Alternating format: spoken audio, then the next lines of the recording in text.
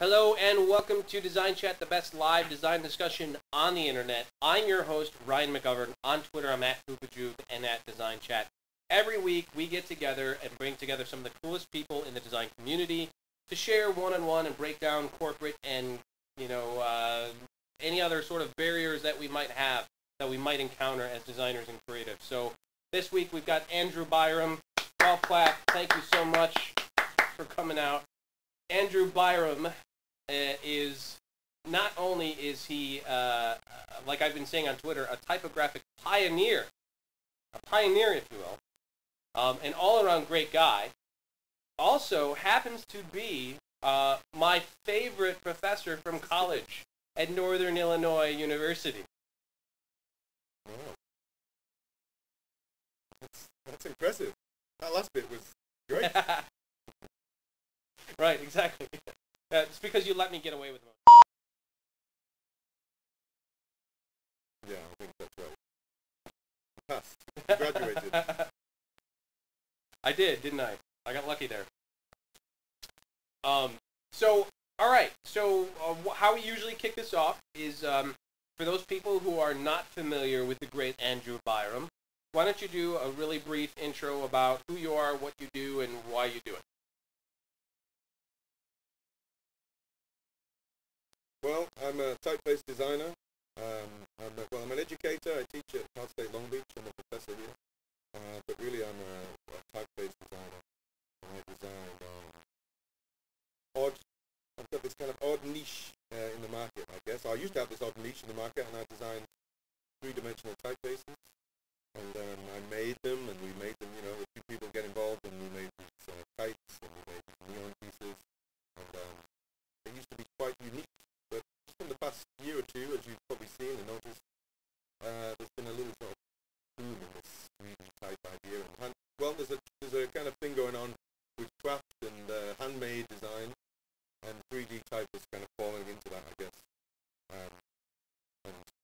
It's like a boom in that thing. So I'm not so unique anymore, but I think my work, for those people looking at it for the first time, is perhaps a little different from other people that handmade design and doing this 3D type, in that these things have they are almost product design.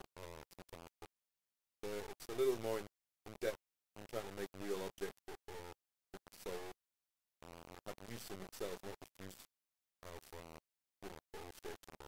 So I'm making objects out of typography. You seem a little bit conflicted about the rising popularity in 3D typography, where it sort of takes away from what you've been doing, and people are sort of invading your space, but at the same time, it's something it seems like you've almost been fighting for ever since I met you way back when, to educate people on the value of creating typography and creating letter forms.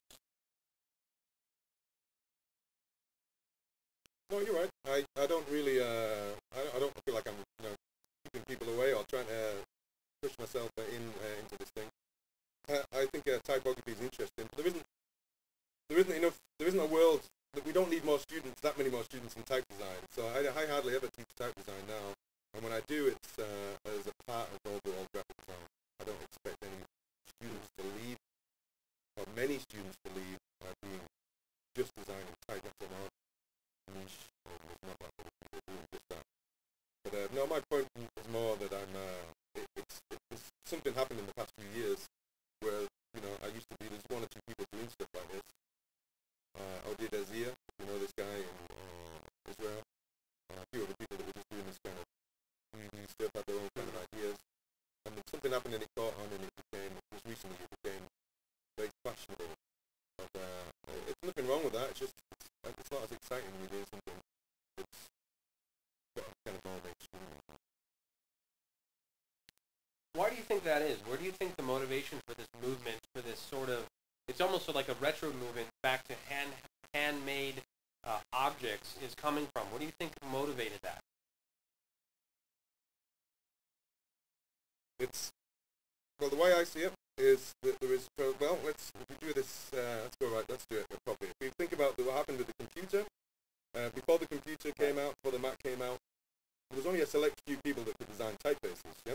So that now, the Mac came out, 84, and then around about 90, Fontographer and programs like that came out. So anyone, you and I, could then go and design typefaces.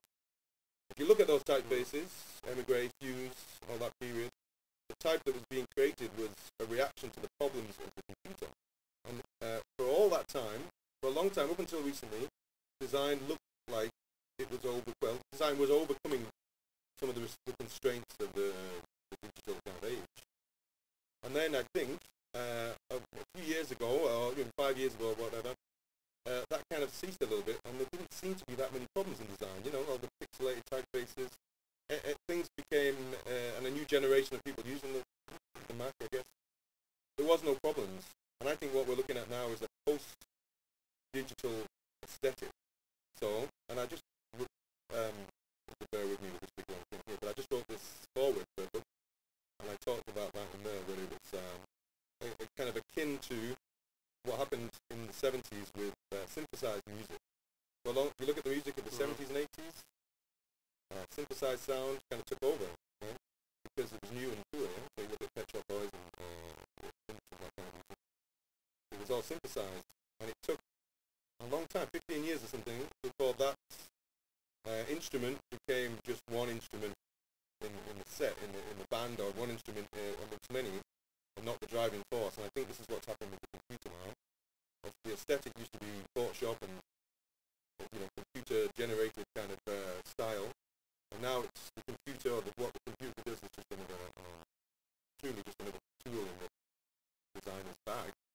And even though it's the output, and we read the websites and the stuff we're doing now, it's not driving the aesthetic anymore. And I think what we're seeing now is a real obvious not backlash, but an obvious kind of reaction to this sort of thing. We're going to make things, craft is back, and people are, illustration is back in a way, that's not been around for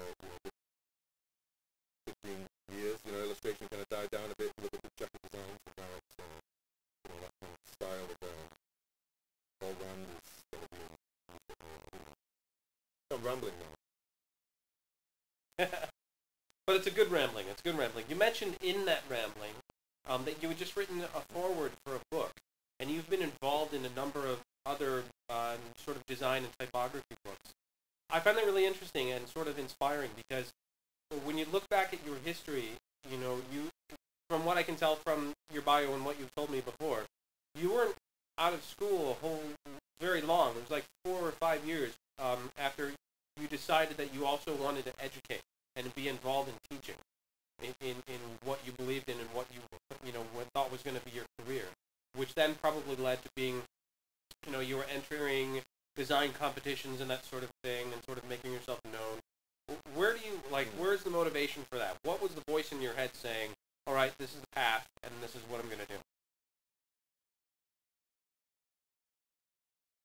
Well, maybe at least a month out of graduating from university, I started to miss it, and I realized that I didn't particularly like, maybe this isn't the best place to say this, but I didn't particularly like the whole graphic design scene and clients. I was the worst businessman. If I earned enough money in the first 2 weeks of the month, I'd have the next 2 weeks off and drink beer and chill. So I wasn't really very good at all this kind of getting clients and keeping clients. I really liked being a student. And then, straight away I realized that I missed it, and I missed the idea of having a lot of people around to show stuff to and interact with. And so, it wasn't straight away, but like you said, maybe 3 or 4 years after I graduated, I was doing quite well in London, and I got asked to teach at Central St. Martin's, which is one of a night school it was there in typography, in St. Martin's. So I did that. From there I got different teaching jobs. And as soon as I got into teaching, I realized this is it. This is what I needed. I can do my weird stuff, my experiments, and so the answer, the real answer, if any professors that I know are watching, is that I teach to give back to the students. I have to give back. Design has been so good to me. I have to give back. But the real answer is that I just want to stay a student. And the problem I have with my work and in the field, people talk about experimentation all the time. And my work gets talked about like that, experimental kind of approach. But in the field, you can't really experiment. There's no time, right? You can't fail. And to really experiment, you have to be open to failing. And when you see my work, you're seeing kind of a maybe 30% of something, where the 70% just didn't work out. And I spent months and years sometimes doing something that's kind of weird and it might not work. You know, I didn't have a client, and then so I'm free to do that. A lot of designers have great ideas when they're walking home from work or on the bus or in the train. Have these ideas to do something. You know, to have like you're doing a chat thing, but most designers don't do it because the next day they've got a client to please. I somehow skipped a lot of that, so that now I can just, you know, piss around with my silly ideas. And, you know, sometimes thinking good happens and sometimes it fails, but I'm totally open to failing. And teaching and being a student is all about allowing yourself to fail. It's a great subject. It's a great idea to, you know, to think about and to talk about, because you know, if I'm going to relate to that, it's in opportunities in, you know, because I'm at an agency. It's a relatively large agency, and for me to take a chance on a piece of typography, it needs to, a number of people need to see it, and then be okay with it and move on. And to get that ladder of buy-off is very difficult. And a lot of times I'll throw something out there to my creative director, and he'll tell me I'm absolutely nuts. He'll tell me I'm crazy. It'll never work. The client will never buy it. But if I argue enough and I put up enough fuss, I can get it snuck in. Right. And then it gets snuck in, and then the client might see it, and hopefully they'll like it because it's different. Right? And it catches somebody's eye, and it's not expected. It's not the answer that I know is going to be safe and probably will be one bought and purchased and then printed and put out to, you know, hundreds of thousands of people. But then there's that little chance that what I did, because it's got a different take on it, and it's risky, and it's hard to justify taking those risks, especially when you're in an environment like today, when people, you know, agencies are closing down left and right. It's very hard to get jobs. Everybody's fighting and scrambling. You know, I think there's a lot of safe things being done right now. But on the opposite side of that, there's a lot of people taking chances because they've got nothing else to lose, right? And there is a lot of cool experimental stuff going on out there. It's just not it's not being seen in the mainstream yet. Well, you know, it's difficult when you talk about the realities of design. Like, I mean, that's what you're talking about there. Is basically what design is. Graphic design is. It's convincing, you know, colleagues and then convincing the client, and, you know, sweet talking and getting things through. That's the reality of it. And now I'm a few years out of doing that. Thankfully, I just, you know, just chill out, isn't it? I mean, everyone knows that listening to this is a graphic designer. That's part of the job, but also, you know, part of the pain of the job. Yeah, you know, it's not so much being creative; it's convincing people what you've done is creative.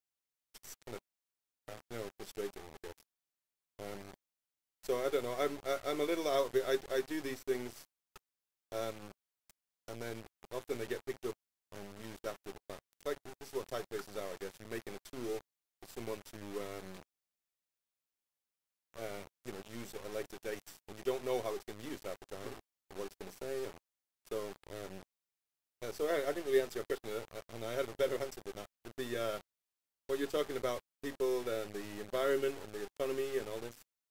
If you find good designers, and I've met a few, you know, students, and they're just good designers. You can think of some now, you know, that you met when you were a student, and you know, in everyday life, but they're just good designers. Now, if money comes into it, then it's difficult to talk about design, and I know it's one of the environment now demands that to talk about. But I sort of think it's similar to if we were in a boy band now, me and you, and we were going to put a record out. We'd sell out every stadium in every country. Together here on the screen. It'd be huge. Great. Let's talk about that afterwards. Yeah. I'm going to keep on drinking my beer. I think we could sit down. We could sit down and decide what sort of music should we do. Maybe we should. Well, it's popular now to do music that's like a Lady Gaga or something, right? So let's do like a male version of Lady Gaga. Now, afterwards you might think, well, this isn't the music we want to do, and it's not particularly that good, but it's successful. And I think the equivalent of being a real kind of taking the chance graphic designer is just having an idea about what music you want to play, playing it, no one listens to it, you keep doing it, and at some point, people listen to you and buy into it. You've known me, you know me a long time ago. I've been doing this 3D type stuff for 12 years or something, and no one was interested. And, yeah. Just recently I've had some kind of small successes, but it's been a long time of nothing. Because I'm into it. Let's get into those successes in just a second. I want to mention to the chat room, I'm seeing some questions already popping up. I forgot to mention at the beginning of the chat, you can ask questions that we will serve up to Andrew tonight. And there's two ways you can do it. They both start with clicking the button on the right side that says submit a question. I believe that's what it says. And then you can submit a video question or a text question. The video question is you kind of tell me what you want to ask, and then we will actually put your video up on screen, and you can ask it sort of face-to-face, right? Very exciting. And that's part of the reason why I love Vocal. Hats off to Vocal for doing this and making this a free app for everybody to use. We're big supporters of theirs. We hope they do very well. So keep on submitting those questions, and we'll keep those going throughout the chat. We'll start taking them about 10 minutes. So really quick, let's get back to what you were just talking about. You've had some recent successes that are very exciting, and it's part of the reason why we're actually talking tonight. Not that I wouldn't have talked to you otherwise, Andrew. Far from it. But nice. I'm at work one day, and wait a minute.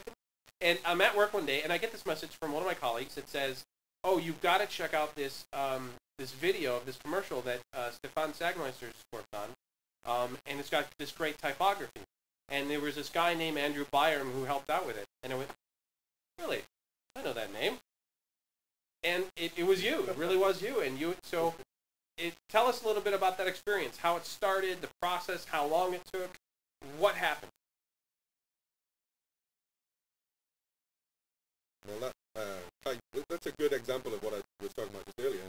That kite was designed. Well, actually, I did this thing called a temporary signage system. It's on my website, and it was a design that was based on a dome tent. So it was this idea. I like the idea of making these products, like I was saying earlier. And this design was for like an exhibition or an opening of a shop, where you could take these letters out of a bag and pop them, and they appear big. These big letters appeared. And I designed this series of the whole 26 of these characters, and it took me like 18 months to figuring out the technology, the kind of fiddling bits of this dome tent kind of production. When I was in touch with some people that made the tents, and it took me a long, long time to figure out. I'm not trained this kind of industrial design or this product design, so I had to make these little individual corners and all this sort of. And yes, yeah, exactly. So I had to learn all that stuff and never use it again. That's what happens. You learn all the stuff and then you learn it for something different. So I made these pop-up letters, and they're on my website, as you can see. And then I showed them I did an exhibition with Design Within Reach in Chicago. And I flew back. I was in Chicago when I knew you, but I flew back to Chicago to have this exhibition. And I displayed these letters and popped them up, and people liked them, and it was all good. And at the end of the night, I'm putting them in the snow, putting them away and outside, and one of them flew off, right? And flew off down the street. And some guy walked past and said, "Wow, are these kites?" And it was like, no, but they should be. And it was like a real kind of, of course, So basically came back to California, and there was 18 months of work, and maybe 2 or 3 weeks later, the kites were done, designed. And I feel, this is this thing about failing and experimenting. That whole other process, that whole other project went along, I guess, so I can make these things unwittingly. All that work was into making these things. The different projects. This thing seems to resonate more with people. These letters flying kites. And then so these were made, and then I do. Maybe this is good advice. Every Friday I do my work every day. I teach 2 days a week here, and it's like a full-time thing. So it's a good gig.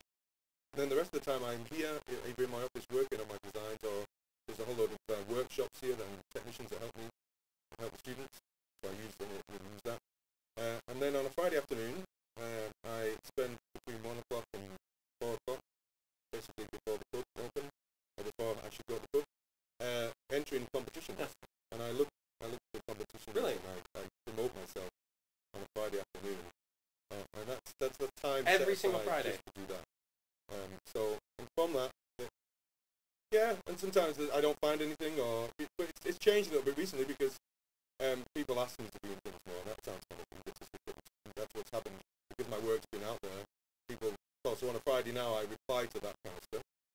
But in the past, a few years ago, every Friday afternoon, all I was doing was concentrating on all these things. So anyway, so the kite, we got letterbox kites. They were, they got in a few magazines and then they won an AIGA. The AIGA from that year.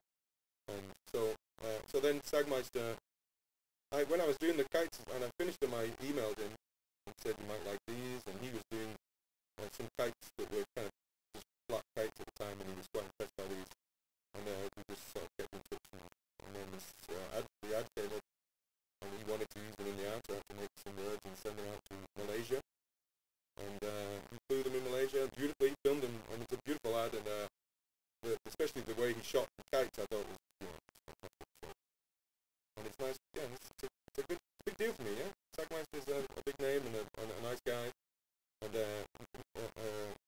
whole thing is very cool. So that's really amazing, that little bit that where you said, all right, so you did the work, you came up with something, right? You developed it, so you were happy with it, and then you just said, all right, well, here's a guy who's out there and doing similar sort of typography, and you just sent it to him just to share. It was just you were just wanting to share this idea with him, and that led to something else. I think that's brilliant, and I think that the sort of design community can sort of learn a lesson from that, right? Where I talk a lot during the show about how we're all sort of in silos, because of corporate and competitive barriers, where if we're working for a company, we're not really supposed to share what we're doing, right? We're working for an agency. Even within the agency, there are groups who don't talk to each other, and I really feel that there's a problem, that not enough people are sharing. Well, we've got the design competitions, that sort of thing, but, not everybody enters those, and I think there's a lot of really amazing work that's going on that you might see pop up on a blog.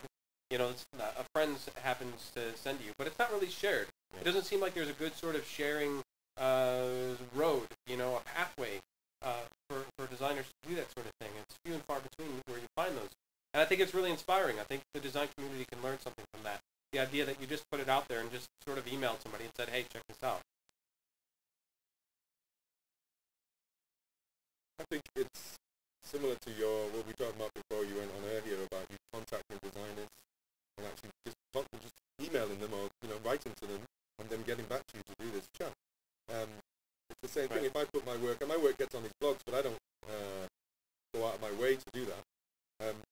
You can't expect someone to see it if it's on the blog.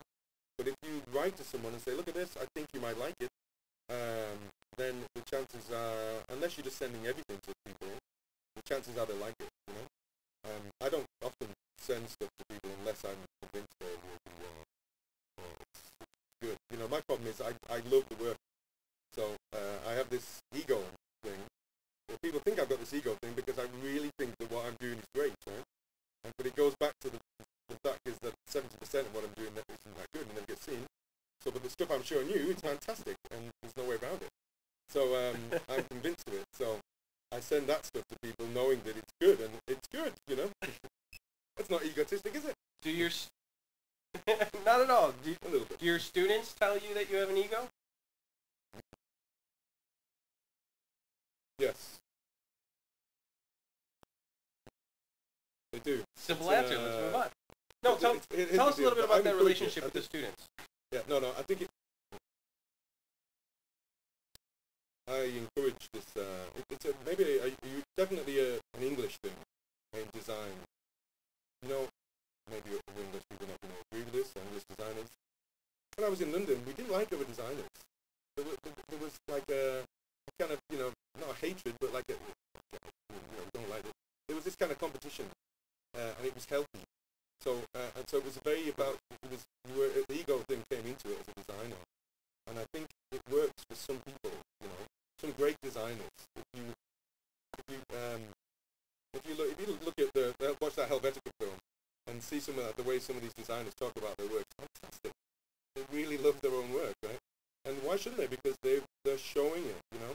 The opposite side of that is when I meet maybe a student. I've met some students who told me, as they showed me their portfolio, I don't like that. Or I asked them, would you put that on the wall in your house or your studio? And they've designed it. It's like, it's shocking to me, you know. So my thing is, I love what I'm doing, what I've done, and that's why I'm showing it to you. I'm convinced of it, so I'm sharing it.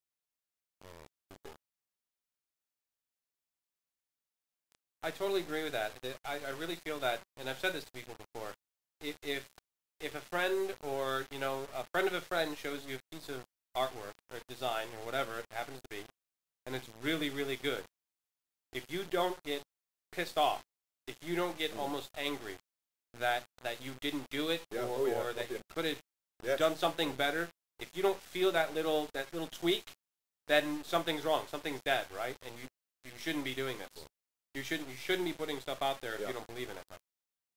I think. Yeah, I totally agree. I've got a friend of mine, and you should probably try and contact him, called Jamie Keenan, and he's kind of like the British chip kid in a way. And he told me that once. I sent him this neon design that I'd done, and I like to show when I've done something. Obviously, I want to show it to people, and I have a group of people, a small kind of group of people whose opinions I really kind of want. So I want their, in a way, approval. I'd like them to think it's it. So I sent it to him, and he wrote back, and his little 2 sentences were, when I see good design, it makes me happy. When I see great design, it pisses me off. And I think that was a big compliment, you know. It's true. If I see something great, I'm like, because it's like, why is my brain not going there, you know? And for a long time, when I was a student, when I first started designing, I made myself ill. I was in hospital with ulcers because I stressed about all this stuff. I was going to bring that up. So why is my work not getting that happened right after you graduated, right? Like you had just gone through your process of finishing up your school. Tell that story, because I was going to ask about that. That's a really great story. All right, a little depressing there, but okay. It was my final semester, and the thing is, it's a tricky one because I went for an interview in a company, and I told them I graduated, right? And I hadn't graduated. This is a company called Routledge, and they got the idea from somewhere that I'd graduated already, and I was still in my final year. So I got the job, and it was a brilliant job, designing book covers for non-fiction. It was a dream job. These covers there was no hard sell. It was just very subtle design. It was really good. So I told my professor about it, Dave Mann, and he said, you've got to take the job. He really encouraged me. So I went to work on a Monday to Friday, 9 to 5. And at 5 o'clock I got on the tube train and went to the university and met with my professor for a few hours. Then went home and worked all night, a few hours sleep. And I did that for 6 months now. And the thing that, it wasn't really that, I don't think. I think it was the stress of it. It wasn't the stress of doing that. It was more the stress of nothing coming at the end of it, or that I wasn't going to be this. I didn't just want to do nice. It wasn't enough just to do design in a small kind of company. I really wanted to do something, and be known for doing something. And it's an ego thing again, but it gave me an ulcer. I was in hospital for a few weeks, and then off work for a few months just after I graduated. Because of the, and I pulled all my hair out and stress. I looked like this. It was pure. I wanted it so badly, and I was so frustrated. And eventually, even now, I think recently I've stopped being like that because I've had some small kind of, successes, and I can be like, hold on, that was pretty good. The AIJ thing helps a little bit, and being in the books, I can sort of say, yeah, I'm doing okay now, work now. But it's frustrating when you want that kind of work. You want to get yourself in that position, Most designers are in a comfortable position where they can do what they want. You want to get into that position and make yourself sick. Not good advice. Yeah, it's depressing, but it's also sort of motivating at the same time, because that's a story that stuck with me that you told to my group when we were in school, and for people who absorbed that, right, and understood what it meant, they were going to look around at the other students who really, it's a competition because not everyone's going to graduate. You're told that at the very beginning. Your chances of getting through this program are slim, just because that's how the program's set up. And it sort of it made me reevaluate my surroundings and the decisions that I was making for why I was doing what I was doing, right? Because with our program, and a lot, I'm sure you could agree, our program, like the way it's set up at NIU, was really good. And there are a number of really good programs out there that are similar, where 100 kids show up, and 50 of them are accepted into the program once they go through a review. And then there's 2 years of more education. And then to graduate, you have to go through another review before you're allowed to say that you came from this program. And in my group, it's something that I'll never forget. Out of those 50 kids that got accepted in the program, in my year, 18 of us applied for the senior review. Only 18 out of the 50 applied, and only 11 of us were passed. And it was a climb that I knew I was going to have to make from the very beginning. And hearing that story just sort of added to it, right? Just sort of made me understand that if this is something you want to do, you sort of have to be serious about it. They're not handing out degrees here if you just show up to class.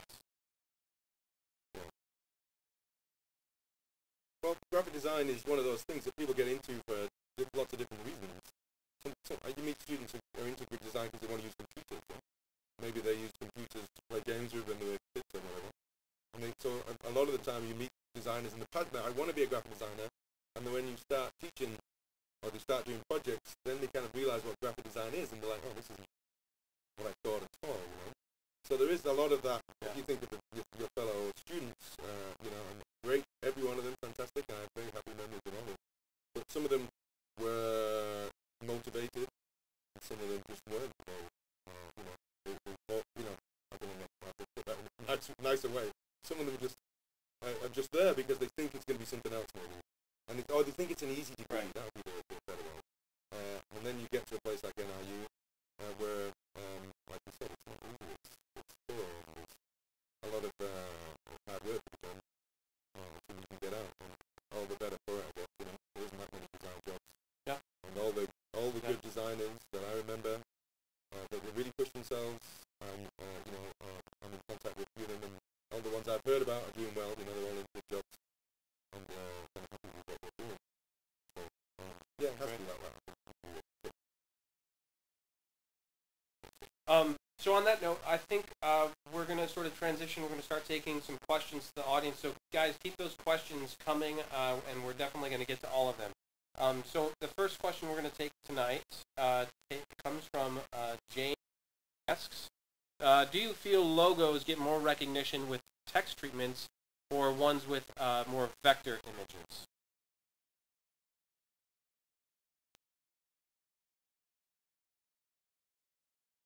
I'm the wrong person here. I distrust logos.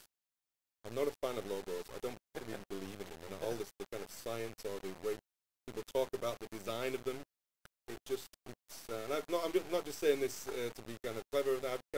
I teach history of graphic design here, and it's through teaching the history of this that I've been logos. I like the idea of identity and brand identity, and certain type and color and these kind of spacing of letters and using type in this way and to make an identity. But logos themselves, it's too much of a tight question for me, because I'm kind of like, I don't know. It's hard to say. If you pick a really nice text logo, ABC maybe, the ABC logo, and then you pick a little vector image logo, to me they're both just, I know it's called random, but it doesn't have that, it's difficult to talk about them in a real kind of serious way. It's just, so, but the quicker answer, obviously I like the text. Do you think there's a little bit of the sort of magic lost once you get into the industry? It's totally fine. That's a good thing, because we need talking. We need energy, and you've got it. Do you think it's a little bit about once you're in the industry and you've been working in it for a while and you see what passes for a logo sometimes and what doesn't, and you know, then you're dealing with clients who maybe aren't necessarily used to looking at design and that sort of thing, and maybe you've been in situations where you've seen bad decisions being made, you know, and it sort of loses.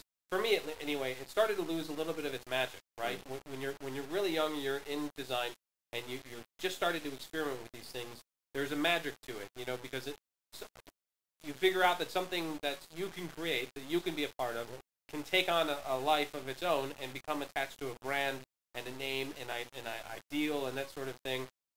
Do you think it's a little bit losing the magic once you're in it for a while?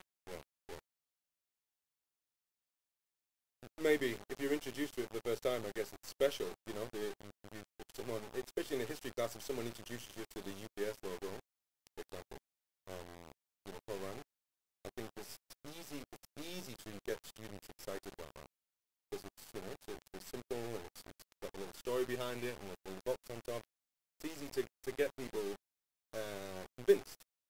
But the problem is that's 12 runs, you know, and I don't teach. I should say this now. I don't teach this sort of negative logo thing when I'm doing history graphic design. This is just my thoughts here. You know, I don't push that as a topic. You know, history class. The way I think about design logos is that it's not that they've lost the magic because I'm in it. I'm just not that impressed by that whole area of design.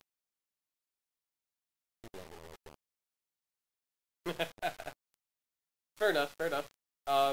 We're going to take another text question real quick from Daniel Catino, who asked, what makes for a good design? What is good design in your opinion? My inspiration in design is never really graphic design. I'm into certain kind of architects and furniture design. I collect Japanese furniture and I like that period. And I think good design is useful. Right? So even if I'm sort of bad-mouthing the idea of logo designs earlier, I can certainly see that like the Obama logo was kind of useful in not just that campaign, but it was a success, I should say, and it was you know, nice to sort of put together a design campaign. So I think in general, good design is useful design, and not necessarily just sort of beautiful, but just kind of useful.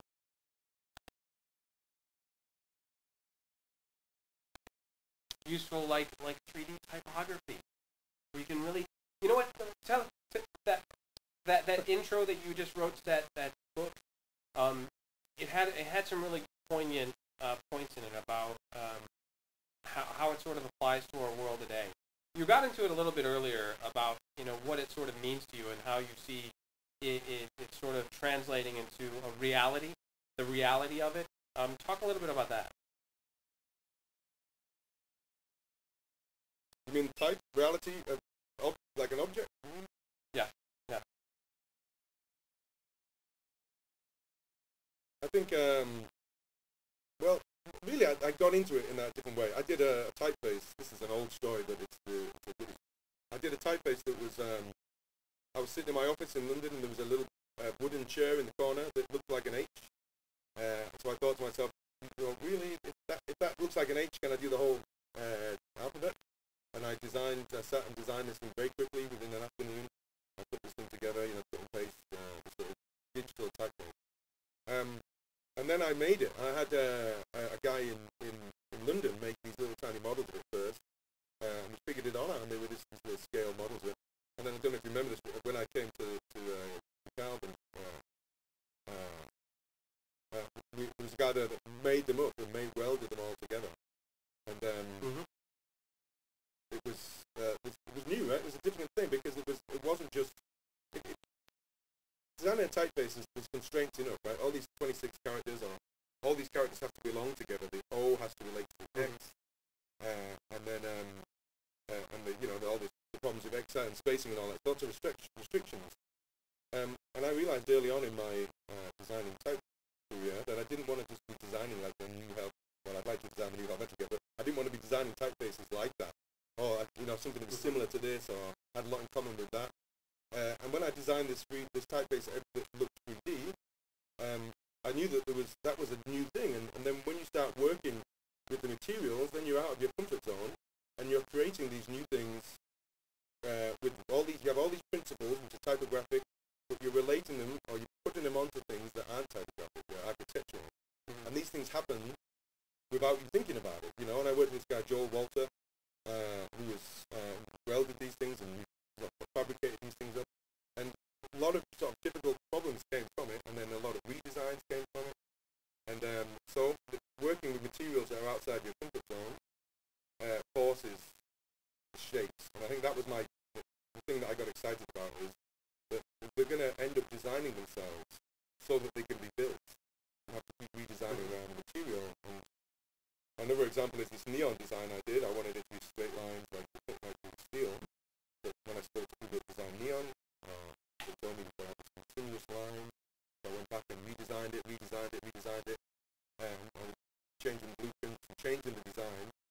And at the end of it, the thing that came out that was finished looked nothing like my original, because it was put through the process of, you know, manufacturing. And I like this idea. You know, I'm not really designing. This is another line from that poet, really. I'm not designing Helvetica with neon. I'm finding out what would happen if I did neon in 3D and made them letters, and what has to change and what has to be done. So it's forcing your hand, you know. These materials force new forms. And it's a skill that, you know, I think it's a skill that's important to have, about adaptation, right? Because we don't design in a vacuum. We're not designing just for ourselves. We're not designing just for fun. Like you said earlier, good design has to be useful, right? That means other people are going to use it. Other people are going to experience it. And your design is influenced by that, no matter what you do. And to be able to come out to that successful design, you have to be able to listen, and you have to be able to absorb what those needs are of that environment. And I think that's a skill that everybody can sort of be better at from time to time, because as designers, I think we sort of get in our own heads, right? What do I want? We're sort of focused on us. How is this going to affect me? Do I like it? Is it personal? You know, there's the difference between subjective and objective opinions on what the design is and what that means to you. And definitely a skill I think everybody, even good designers, need to focus on. Well, I can't turn around and get a piece of paper out and start drawing letters with a brush or being expressive. That's not in me, you know. That doesn't interest me. That side of things. It's this process and a system, like putting it through the system that they end up changing all this. And the idea of being useful, I think, is getting towards a conversation about art and design, you know, and whether. And I don't think all design. Maybe it's not a good thing to say that all design must be useful, because, you know, you could design something that doesn't have much of a function, but it's just nice, you know, people enjoy it, and maybe that's enough of a use. But I think that's the art and design sort of thing, which is actually maybe isn't talked about in the field very much, but it's constantly being referenced in education, because usually the graphic design departments are right slap next to fine art departments. So these things, there's always a conversation, but the conversation's always trying to do this, you know, art and design, you know. So it's a false one, I think. You know, and I think I studied graphic design next to, basically it was an architecture school with a little graphic design department on the side of it. And I think that was, it worked for me anyway. That was a good thing. It influenced you, yeah. We're going to take the first video question here from not Dan Shapiro, so I'm not sure if this is Dan Shapiro or not, so let's try hooking him up. Dan, are you there? I mean, hey. Oh, hey. Okay, my question was, what's one vital piece of advice that you give to all your students?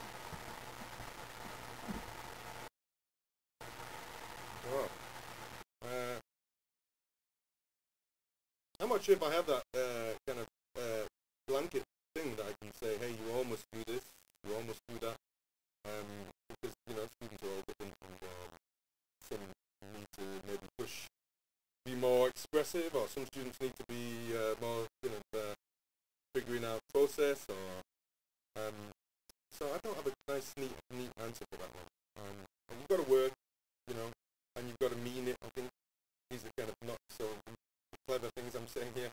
I think you've got to be into it, because there's someone else who's more into it than you somewhere else, And one of the things, maybe the better good advice is, students have got to stop thinking about time and what time means to them, If you go back to that story I was telling before about the kites, I spent 18 months on one project, and it basically led to another project that took me a few weeks. The one that took me a few weeks was better, right?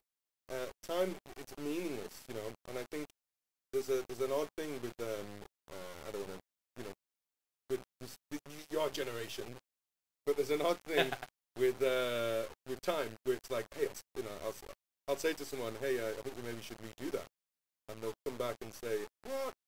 I spent an hour on that, or I spent, an afternoon on that, so I'm not, or I don't really want to change it, and that doesn't wash you. I'm like, you've got to, it's the night before the presentation, if you have a better idea, you've got to do the better idea. No matter if you were doing the other idea for a month, you've got to get that better idea done, because it's better.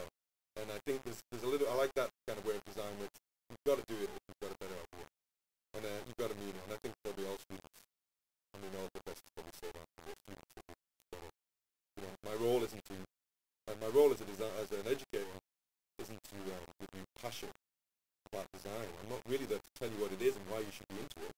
I think you just got to mean it yourself.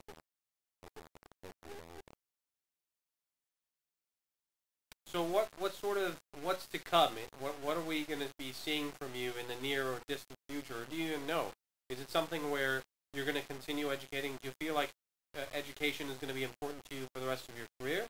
Or you're going to break out and start a big office and become famous and publish all your work? Or where's your sort of path going?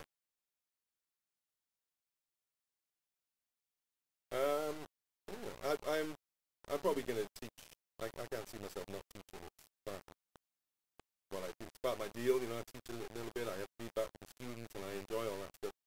And I genuinely enjoy that, And then I like the time that teaching gives you, if I'm honest. It gives you a lot of time, but it also encourages you to write. So I think in the future, I've written these 2 forwards in the past year or so, and I really enjoyed getting into that. And it was kind of historical references there, so I contacted these figures in design that I spoke to some really interesting people, and I enjoyed that really a lot. So hopefully I'll be writing a bit more, and then I've got my first in September. I've got like a one-man show, and it's like an art show, so it's going to be interesting because it goes against some of my things. So I'm going to have a exhibition of all my work, and then in January I've got that's going to be in California, and then in January I'm going to have another show, same kind of thing, all over Michigan. So these are the things that are on the pipeline. But I give presentations all around the place, and I've got about 4 or 5, maybe 6 new typefaces that I'm working on. So maybe one of those is. Well, I was about to ask, where should we log in to follow you? And then I remembered that in our conversation just before we went live, you're not on Twitter, you're not on Facebook, you use no social media, and you don't even have a cell phone. Andrew, how are we supposed to find out about these great things that you're doing? Let's say it like that. Well, the reason is I don't really want people to know where I am. I had a cell phone. I had a cell phone when I was in London, right? Way before you guys had one. I had a cell phone about 12, 15 years ago, right? It looked like this, right?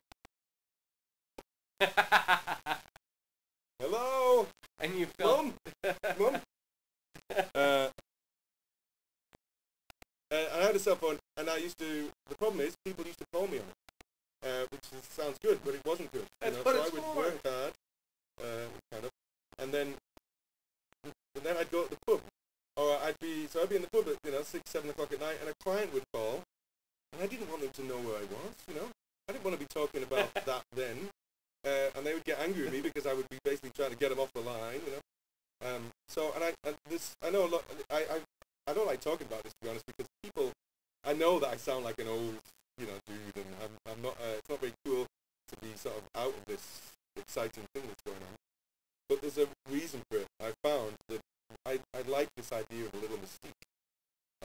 Like, who is this guy? Where, what does he do? Where is he? Even on my website, there's no telephone number there. There's an email. And I think I just prefer that way. What would I do if someone called me or texted me now? I don't. I think email stops trivia. Because you've got to compose it, yeah? You've got to think about what you're going to write, and it's just enough of a buffer to stop people just writing anything. So what I told you earlier was, maybe I'm going to ruin something here now, but I've had clients that I've worked for that have emailed me and they've been in London or Europe. They've emailed me. They presumed I'm in London. I never tell them I'm in there. So they presume I'm in London, or they presume I'm somewhere else. I get an assignment, a project. I've worked on it. I send it to them and email it back to them these days. You never meet them. And then the thing is printed, or it gets released. And then they ask me to invoice, and I'm invoicing from the States. And they're like, what? Or they say something like, great, we'll come and visit you in your studio. And it's like, well, I live in LA. So I like that side of it too. I don't want people to necessarily come and visit me. To the point where, now this is going to annoy people too, if someone's listening to this and they work in a really snazzy office, I'm not impressed by that either. I walk around these snazzy, cool graphic design firms, and I can't help thinking, what a waste of money this is these days, Back in the day, you had to have a nice, you have to have a nice designed office. You look at people like Alvin Lustig, who've made that part of his whole thing. His office was part of his working practices and all that. That's great. But these days, a design firm opens up. They look in the Design Room Reach catalogue. They get some kind of 50s furniture in there and spend a lot of money. And know how many clients go to see designers anymore in the studio. I think it's not needed. So a lot of, I know you're shaking your head. I know that it goes against what we all want, because we all want to be sitting in that Eames management chair, cool desk, with a little couch for the clients to come and sit on. But I don't see that happening anymore, or not as much. So I look at my office here. This is for me. It looks kind of small. Can't here. see your office. You're in the dark there. Are you in the dark all the time? There's like 20 people working away on 3D typefaces here now. As far as the eye can see, it's huge. Or is it because you're keeping all of your secret typefaces that you're working on? Looking at the wall. I think you're keeping all your secrets, all your work hidden behind you. That's what it is. That's it. Yeah, I don't want you to see it. I'll turn the light on there too. No, I don't think. I think it's that side of it's a part of it I don't like. The flashy side of things, The flashy and side. sorry, and to get back to your original question. Yeah. So your original thought though was this the Twitter and Facebook and all that. It's just a part of design. It's very helpful for what you're doing, and I totally see that what you're doing. It makes a lot of sense. But for what I'm doing, it's a very long process. These typefaces take a long time. These projects take months, years. I don't know what I would say to anyone. Today I figured out the corner piece. Today I measured some nylon, and it's just not going to help anyone like what I do anymore. There's too much of that process. I have a theory about this, but I won't get into it now because it's too much. But these days, we not only rent the movie... Andrew, we've got plenty of time. Go ahead and explain your theory. We have the making of, then we have the... then we have the... I think half of it's copy. Too much copy. I think we have the making of, then we have the alternative ending. We know too much process. The magic of some of these kind of creative things is kind of being lost a little bit. So it's maybe an old-fashioned thing. I like showing people when it's done, releasing something maybe like that. Like, here's something I've been working on in the dark, secretly, and then here I'm going to show you now. Instead of keeping people up to date. Who would want Everyone would. Andrew, you're a very exciting person. You sell yourself short. And people want to ask you questions, like Paul Stonier. How does typography change when you shift from digital or drawing form into using new materials? Well, it's this similar answer, I guess, from before. It's new constraints, and designers love constraints. That's kind of what design thrives on. New constraints, new things to fight against, to go around. Constraints are good because you can work around them, or you can kind of almost ignore them, or break through them, or they don't become a constraint anymore. In typography, on a page, there's constraints, but in three-dimensional materials, everything changes. I had someone tell me once that the furniture I was doing, this typeface that was basically based on furniture, was freestyle furniture design. Like a furniture designer would not do that because there's a lot of things wrong with it. Like it falls over, like a P falls over in my typeface because a lowercase p would fall over in three dimensions. Yeah? So I let it fall over. So a furniture designer wouldn't do these kind of things. Because the stuff I'm working, my principles are typographic and not basically based on the principles of furniture design. A similar thing with those kites. Everyone, as I was doing that, people were saying, "But how do you know it's going to fly?" And I had to kind of learn a little bit of what makes the kite fly. But even then, I wasn't sure, and that's why it says yes, because I was convinced. Ego got the better of me again, and I was convinced. Do all 26 letter forms fly?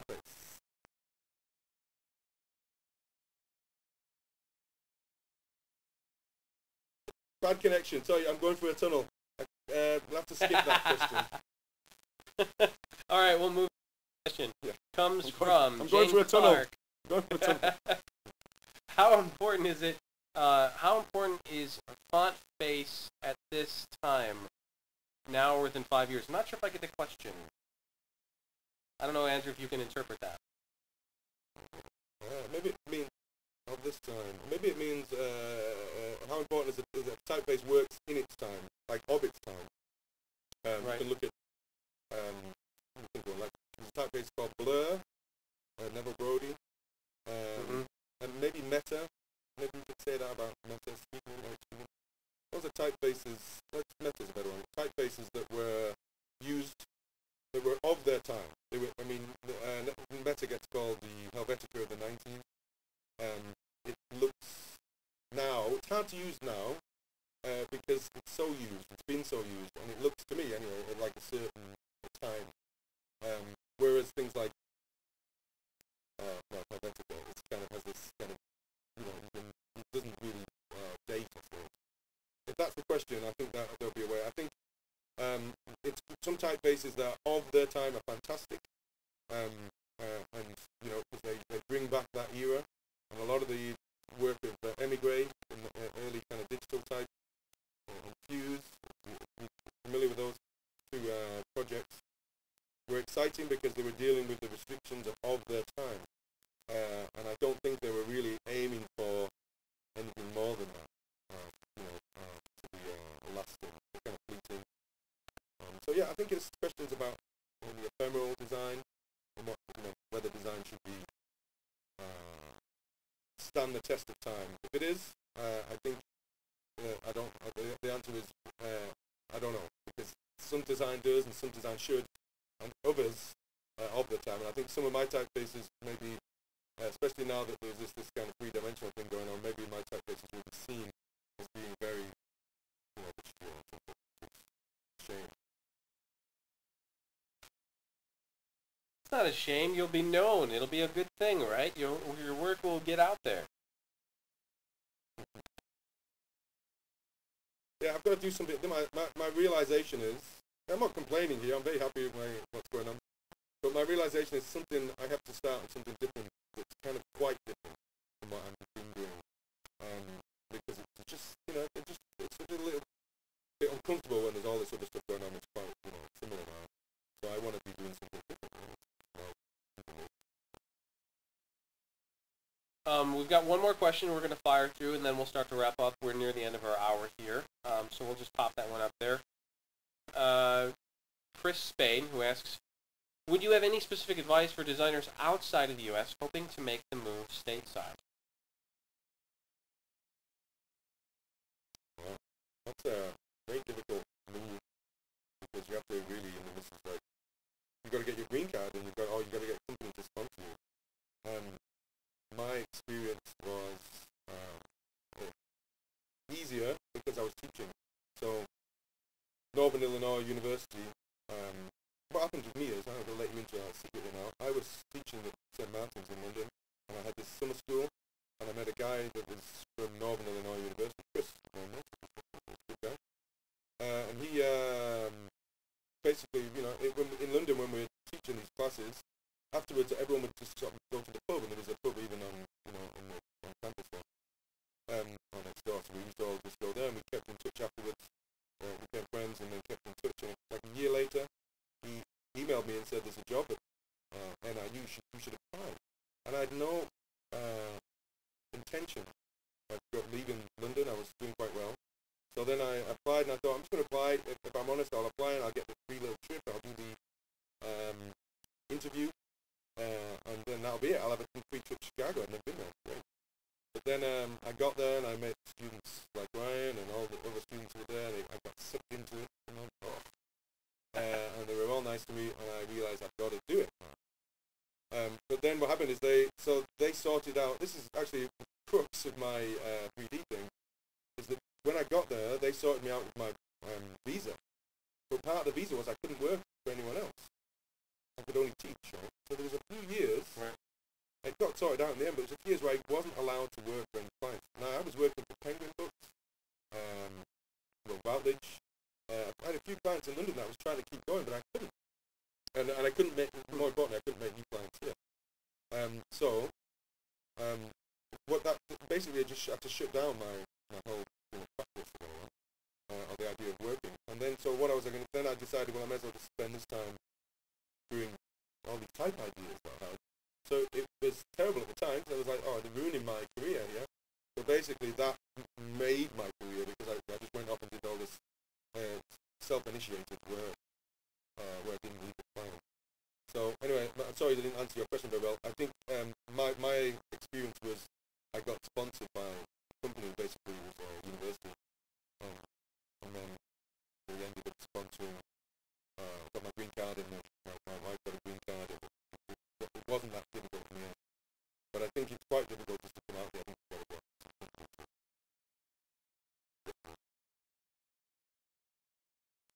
Well, I'm glad that you did make the move, Andrew, because then we got to meet and work together and be educated at NIU. It was a wonderful experience, I must say. It was awesome talking to you tonight and catching up and seeing your face again and seeing that you're doing so well there in California. Congratulations on all of your recent successes. It's really inspiring to see you sort of move on into the next chapter of what you're doing there. And just happy for you, man. Hey, well, thank you very much for inviting me on to this. It's fantastic. And it's also nice to see you again and see that you're doing well. And I'm sure there's a whole lot of NIU students in and around Chicago that are also doing fantastic stuff. So I really am impressed by your DesignChat site and what you can do. So thank you. Thank you. Yeah, thank you very much. It's been a lot of fun, and I hope it's a trend that continues. I know it will. We're booking more guests all the time, yeah, it's going to be a good thing for the design community, I think. I'm going to keep on doing this. So thanks again for coming on, everybody. DesignChat next week, same time, same place, 8 o'clock Central. Talk to you guys later. Have a good one.